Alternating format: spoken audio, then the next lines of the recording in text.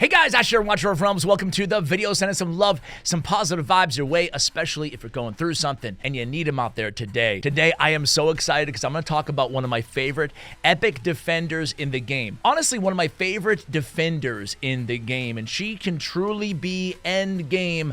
And the thing is, I slept on her for way too long. She's just gotten better the longer that the time goes by in the game, and the more content that goes out, she gets even better. So today, a long overdue hero spotlight on none other than Isolde. I think I'm pronouncing that right. I even went and I looked online. Let's hear it. Isolde. I always want to say Isolde or D or whatever. But anyway, Isolde. She's a Northern Lord, and she's just incredible. And again, today we're going to talk about why. So let's just dive into it here. And let's start with her talent, right? Unlike a lot of epics in the game, they have very mediocre talents, as a whole. She has a very useful talent. Extremely beneficial, especially for an epic. Why? Because usually their base stats, and it's the case in Isolde's as well, usually their base stats just aren't as high as legendaries, but she mitigates that with her talent. Gains 6% defense bonus for each enemy blocked, stacking up to 5 times. 30% extra defense is absolutely huge. Now, the other thing I love about Isolde is that she has shields on shields on shields. 3 shield sources in her kit when awakened, and she's obviously easier to awaken given the fact that she's an epic rarity hero. Spirit of the North 2 is going to give the shield kind of like a King Har, but this time it's to faction allies, 20% of their max HP. It will go ahead and grant that shield more frequently depending on the number of Northerners on the team.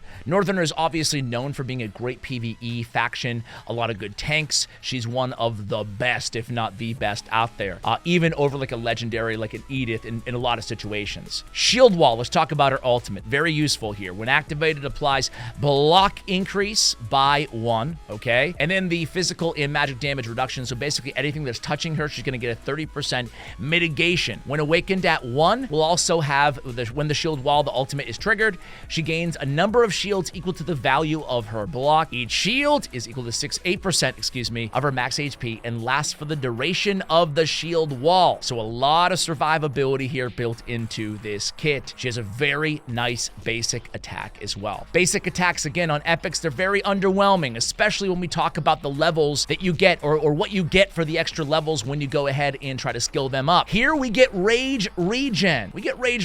So attack speed is going to be very nice on Isolde as well. For every 7 attacks, Slash is triggered, dealing AoE damage 1 time to all blocked enemies and regenerating 8 extra rage. We love the extra rage regen again out of this basic. Unlike a lot of epics in the game, she's bringing something really, good to the table here, frankly. Useful, especially with those extra levels, getting that rage. The Northern Guard on her auto ultimate. She periodically grants herself another shield equal to 42% of her max HP to herself and her adjacent allies in a horizontal line. The shield strength increases by 14% each time her block is increased by 1.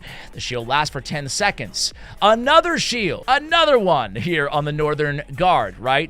So this is going to affect all adjacent allies in addition to the skill that we get from the faction allies, in addition to the shield that we get as well from the awakening on the shield wall ultimate. All 3 of these shields stack. That's a beautiful thing. It's a really great kit when we take a look at this hero. The awakenings really quickly. We're going to get that shield wall on A1, on A2, extra HP. A3, we get to increase her attack. Okay, whatever. All damage reduction plus 5% on A4, and then A5 is the required number of basic attacks to trigger the slash. It's reduced by 2, again, on that A1 to get that rage regen. So really nice here. Let's go over the builds really quickly here. So gear, not the best gear on my account, but it's still going to be a great even in the end game. We have just tank stuff on her. We're looking for attack speed where we can find it. I have Immortal Warrior on the left-hand side. On the right-hand side, I have Guardian that's going to reduce damage taken by 15%. I'm going HP percentage, and HP percentage on the bangle, the ring, and the amulet. Why all the HP on a defense-based tank? Because we're going to take advantage of that talent, right? We're going to take advantage of the talent and be getting the increased defense already kind of automatically while she's blocking. right?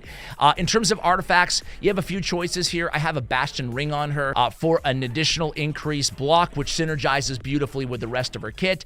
But I will say the legendary artifact, the North's Will, is going to be great on her as well. Whenever a hero loses a shield, restores 13% HP. We already talked about her. She's the queen of the shield. So man, I mean, that's a really strong freaking kit. Let's go ahead and jump into some gameplay. I'll show you a few teams that I have with her. By the way, massive shout out to Pink Jesus. He's been helping me out insanely with this account in the background. Made a lot of progression. I'll probably have a whole dedicated video to talk about what has become of the account, the progress that has happened here in each area. Let's start with AMR. AMR stage 22. I'm going to go in with this squad. You'll see it. Obviously, Comet is going to be the king when it comes to the DPS. Silas helping out as well. We have Broke here. We have the trifecta here of tanks. We have Torador on the squad too there. We have Broke here. We have another incredible tank that I've done a guide on already in Aveline. And then we have the queen of the north here in Isolde. So anyway, let's go ahead and auto this bad boy. Watch the teamwork. I'm going to make myself a bit smaller here because I want you guys to see the alts, right? Probably just move myself over. What do you say? There we go. That's a little bit, you can barely see the alt anyway. But we're just basically going to use her in a line here on the left-hand side. This is just, you know, pretty basic strategy here. Nothing absolutely insane that will blow you away. There is, though, a really cool team you can use with kind of a Crodor Karn strat. I don't have recordings of that, but maybe I can share that in the future. Basically, Crodor and Isolde all in sequence, blocking all of the spawns, right? Until they explode. Karn basically keeps them alive, but you need Karn on the squad. But anyway, here in AMR 22, just basic stuff, just good old-fashioned tankage, good old-fashioned taking a lot of damage for the team and getting the job done. I want to go into, actually, let's go ahead and quick take a look at Fastidious's rankings or ratings, area ratings on Isolde here. So big shout out to fastidious.gg. You can see his tier list, not just for Isolde, but for every hero in the game. You can see overall S, Guild Boss 1, C, Guild Boss 2, B+. Gear Raid 2, she's incredible, obviously, as a tank there. S tier. She got an A+ in Gear Raid 4, an S in Gear Raid 5. AMR, as you saw, S tier. Void Rift, S tier. Campaign, well, you guys can see all the area rankings. These are stellar ratings, especially for an epic hero. This is not a Dolores, not like an epic that we all know is the GOAT. So, yeah, Isolde, man, she's just really sweet, man. Do you guys, any of you use her? If not, like, who do you put as your top 3 epic tanks? Let me show you just some quick gear raid stuff here. We're just gonna go again, just so you can get an idea of how we're using her on my account. We're gonna go Gear Dungeon or GR4. Let's auto it, and again, I'll show you the team here first. So tankage-wise, she'll be, well, you'll see where we're gonna slot her in. You can use 2 positions for her. All right, so here we go, guys. So obviously the boss in Gear Raid 4 is gonna regularly hit the last place unit unless there's a tank, right? So any tank works, but Isolde reduces stress because of her endless shields, right? So we're gonna place her right around here. You'll see in just a moment, and it's less stress. Auto Fight has a Isolde alt on the top, so the DPS have more time to recharge their alts, and then anti-heal plus Comet alts together here on the bottom. We have Greed over here on the lower right-hand side, as you guys can see. We have Dolores over here. We have Vienna, we have Eloin, and we have Artemis right over here with Comet right over here. Artemis anti-heal, Comet DPS, the man, the myth, the legend, right? All right, so about halfway done with this run so far. And again, look at that shield. You can just see it. But she just handles her own so incredibly well. Minimal healing required compared to a lot of other epic defenders out there. All right, there she goes. A really good amount of block. Keep in mind, she doesn't have the North's Will artifact on her, but she does have the Bastion, the extra block on her. And there it is. Run done. And that was Gear Raid 410. On Gear Raid 5, haven't completed Stage 10 yet. Where are you guys in the Gear Raid 4 and 5? Would love to know in the comments below where you guys are at. Let's go ahead and take a look at the damage taken here. Obviously, it's a bit RNG, but depending on placement and whatnot. But I like to look at the total stats, and I know you guys do as well. All right, stat time. Vienna, Comet. Woof. A lot of damage from Vierna there. Artemis, a lot of healing. No surprise there. Look at all that damage taken. No big deal. There's a 2.6 milli there on the total damage taken. What a great tank. All right, let's keep it going. And I want to show you Gear Dungeon 2, Gear Raid 5. Let's take a look here. Again, have not completed 10, but we can go into 9. Here is the squad. We've got a Hex, a Silas for that single target damage. We've got a Valeria, an Hatsut, and an Elowin for heals broke here as well. The man, the myth, the legend in Praetus as well on this squad. So let's go ahead and go to Gear Raid 5. I should actually, on Gear Raid 5 especially, we don't need it with this run, but we really should use the North's Will. So I don't want to stop at this point, but make a note of that. We should change the artifacts there. So on Gear Raid 5, we have Brokir. We have her basically in the Brokir spot. She'll be right over here. You'll see in a moment here. Right over here, we have Volca as well as Edith. I always want to say like the Archie Bunker, like Edith or whatever. No, anybody? No, am I aging myself? Okay, so Valeria is over there with her Unyielding. We have Isolde right over here, as I mentioned. I love it because she's easy to keep alive. Big shields, right? She can also be used in the bottom left. Low DPS can let the archer slip through though, so, you know, her ult does give more time to clean up, which is nice, but I like her right over here. However, again, she can be used in the lower left-hand position as well. We're about halfway through, but things are looking really nice. So again, on the squad, I think I showed you pretty much everybody here. We have Brokir tanking right over there. We have Elowin healing, rage regenerating, doing all the amazing things that Elowin does right over there.